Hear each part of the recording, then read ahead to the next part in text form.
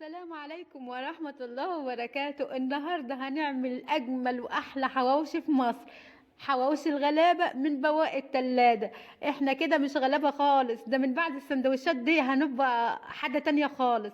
من بواقي التلاجة هنعمل الحواوشي في البيت بالكمية دي، هتعشي العيال وتغدي العيال كمان. حاجة كده تحفة، أتمنى تجربيها ومن بواقي التلاجة هتعمليها.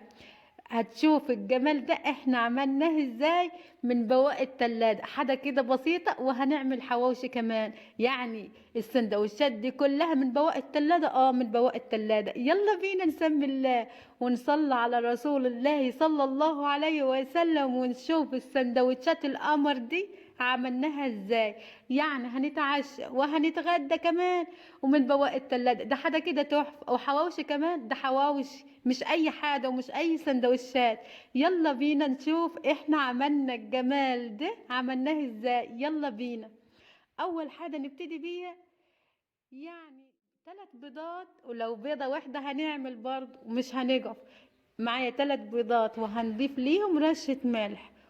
يعني البهارات حدث بسيط، رشة ملح وفلفل اسود، وهنقلب البيض بالطريقة دي. وهنضيف باقي المكونات ده. فلفل مخلل، يعني مفيش حد ما عندوش فلفل مخلل.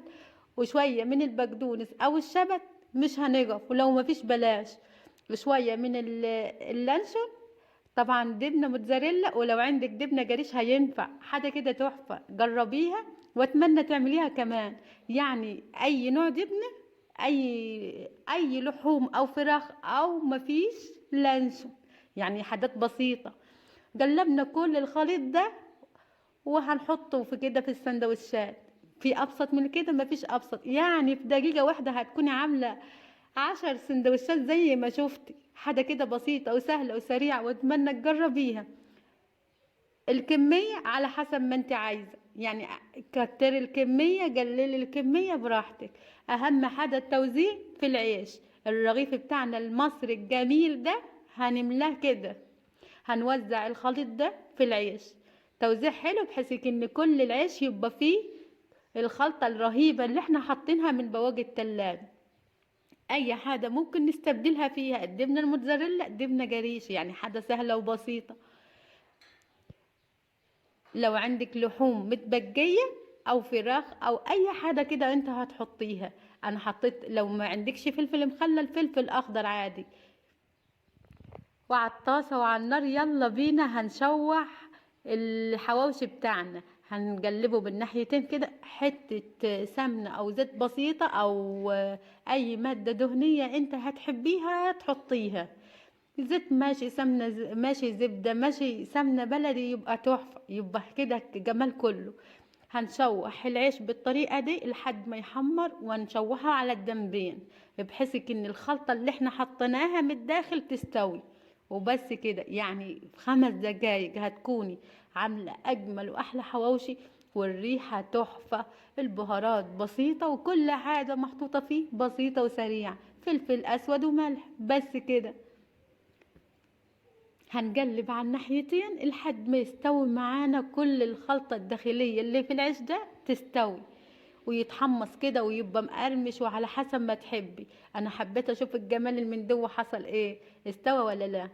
وكل الكمية هنكملها بالطريقة دي.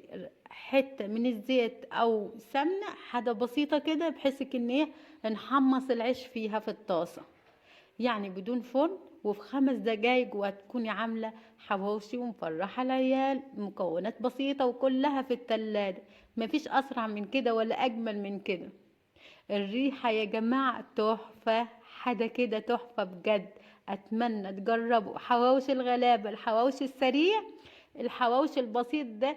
وحاجة كده هتدمنيها من بعد ما تجربيه. حاجة كده بصوا، عملت الكمية دي كلها وهنفتح كمان ونشوف. يلا، واي نوع مخلل حطيه جنبيكي. انا عندي مخلل الليمون والفلفل اللي انا حطيته جوه برضو الحواوشي. لو عندك اي نوع مخللات طبعا هتقطعه وتحطي. واديكم شفتوا جمال الحواوشي. لو جربتوه كمان هتسيبولي تعليق تحت الفيديو. ولو وصلتوا لحد هنا وعجبكم حواوشي الغلابة، اتمنى منكم الاشتراك وتفعيل زر الجرس علشان يوصلكم كل جديد، ووصفات المميزة هتوصلكم ان شاء الله. بس في القناة، واللايك ما تنسوش اللايك حبايب قلبي، اللايك هو اللي بيرفع الفيديو، ولو استفدت بأي معلومة من الفيديو علشان غيرك يستفيد، فاللايكات اللايكات